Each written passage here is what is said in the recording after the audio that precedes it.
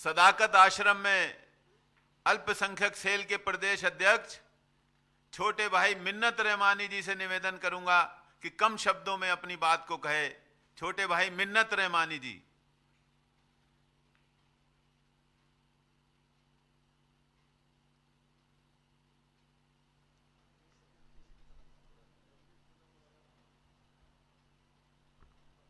सम्मानित अध्यक्ष आदरणीय डॉक्टर मदन मोहन झा साहब, इस वर्चुअल रैली को पूरे बिहार और देश में वर्चुअल रैली के माध्यम से कांग्रेस पार्टी को मजबूती देने वाले बड़े भाई आदरणीय सचिव अजय कपूर साहब, चुनाव अभियान समिति के हमारे सम्मानित अध्यक्ष माननीय राज्यसभा सांसद बड़े भाई डॉक्टर अखिलेश प्रसाद सिंह जी, हमारे सीएलपी के लीडर आदरणीय सदानंद सिंह साहब, दिल्ली में बैठ करके हम तमाम सुपौल वासियों का और बिहार को रिप्रेजेंट करने वाली हमारी पूर्व सांसद अखिल भारतीय कांग्रेस कमेटी की सचिव राष्ट्रीय प्रवक्ता बड़ी बहन श्रीमती रंजीत रंजन जी, डॉक्टर शकील अहमद साहब, हमारे तमाम मंचासीन हमारे कार्यकारी अध्यक्ष डॉक्टर समीर कुमार सिंह साहब, प्रवक्ता माननीय विधान पार्षद प्रेमचंद मिश्रा जी, पूर्व मंत्री कृपानाथ पाठक साहब, ब्रजेश कुमार पांडे जी,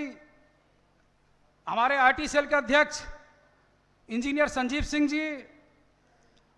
प्रवक्ता हमारे भाई राजेश राठौर साहब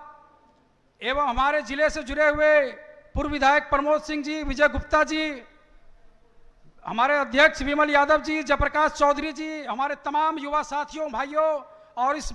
इस महफिल में यहाँ बैठे हुए हमारे तमाम अभिभावकगण,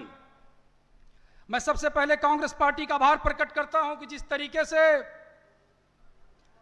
आपने मंच पर भी युवाओं को मौका दिया है, मुझे लगता है कि आने वाले चुनाव में भी इसी तरीके से आप युवाओं को टिकट देने में भी हमारी और आपकी भूमिका निश्चित तौर पर युवाओं के लिए होनी चाहिए और होगी। माननीय अध्यक्ष महोदय जी, सबसे पहले 1 मिनट में मैं अपने सुपौल क्षेत्र के बारे में बताना चाहता हूं। पिछले लोकसभा चुनाव में जिस तरीके से गठबंधन में हमारे सुपौल में कांग्रेस प्रत्याशी श्रीमती रंजीत रंजन जी चुनाव लड़ी, सच तो यह है कि अगर ईमानदारी और कर्मठता के साथ अगर हमारा गठबंधन सुपौल में काम करता तो आज बिहार के अंदर में पहला अगर कोई सांसद होता तो हमारी रंजीत रंजन जी होती, लेकिन गठबंधन धर्म का पालन सुपौल में नहीं हुआ और हम वो सीट को लूज कर गए। अध्यक्ष जी, फिर भी इतना कुछ होने के बाद भी पिछले दिनों भी हमारे यहाँ जब मीटिंग हुई, उस मीटिंग में इस बात को सर्वसम्मति से कहा गया कि गठबंधन का कोई भी प्रत्याशी होगा अगर हमारे सुपौल लोकसभा के अंदर में, तो निश्चित तौर पे तमाम प्रत्याशी को जिता करके भेजने का काम सुपौल की जनता करेगी। माननीय अध्यक्ष जी, ये जग जाहिर है कि जिस तरीके से अभी मिथिलांचल की बात उठी थी, मिथिला की बात उठी और मैथिली की बात उठी, वहीं पर एक बड़े समुदाय, एक बड़े भाग को जो कहीं ना कहीं इस बिहार सरकार के द्वारा नजरअंदाज किया जाता है। बिहार सरकार ने कभी भी जिस तरीके से मिथिला और मैथिली के साथ अन्याय किया, उसी तरीके से बुनकरों के साथ भी वहां पर अन्याय करने का काम बिहार सरकार ने किया। और सिर्फ बुनकरों के साथ नहीं, इस बिहार की सरकार ने पिछले 15 वर्षों में सबसे ज्यादा अगर शोषित और वंचित अगर इस बिहार में कोई भी हुआ है तो हमारा मुसलमान भाई और हमारा अल्पसंख्यक समुदाय इस बिहार में इस सरकार से त्रस्त हुआ है। माननीय अध्यक्ष जी, अल्पसंख्यक अध्यक्ष होने के नाते मैं आपसे गुजारिश करना चाहता हूं कि जिस तरीके से पूरे प्रदेश भर में जहां भी लोकसभा के चुनाव हुए और विधानसभा के चुनाव हुए, मुसलमान समुदाय ने बढ़ चढ़ करके वोट देने का काम कांग्रेस गठबंधन को देने का काम किया है। उसी तरीके से हम आपसे आग्रह करते हैं कि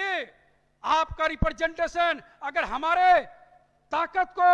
आप बढ़ाएंगे तो निश्चित तौर पे इस प्रदेश के अंदर में सरकार बदलने के लिए अगर कोई सबसे पहले आगे आएगा तो मुसलमान और दलित होकर के आपके सामने और आपके आगे आएगा। मैं आपको आश्वस्त करना चाहता हूं, मुसलमानों के बीच में, अल्पसंख्यकों के बीच में हमें काम करने का मौका मिलता है, हम जाने का काम करते हैं, लेकिन आबादी के हिसाब से इस प्रदेश में एक बड़ी आबादी पसमानदा मुसलमानों की भी है, पिछड़े मुसलमानों की भी है। जब तक आप उनको मेन स्ट्रीम में नहीं जोड़ेंगे, जब तक उनको आप टिकट के रिप्रेजेंटेशन में उनकी हिस्सेदारी नहीं मिलेगी, वो उनका मनोबल ऊंचा नहीं होगा। इसलिए हम इस मंच से आग्रह करना चाहते हैं कि आप उनका रिप्रेजेंटेशन दें, आप उनको मजबूती दें। तो जिस तरीके से 2010 के चुनाव में, 2015 के चुनाव में और 2019 के लोकसभा के चुनाव में एकमात्र सांसद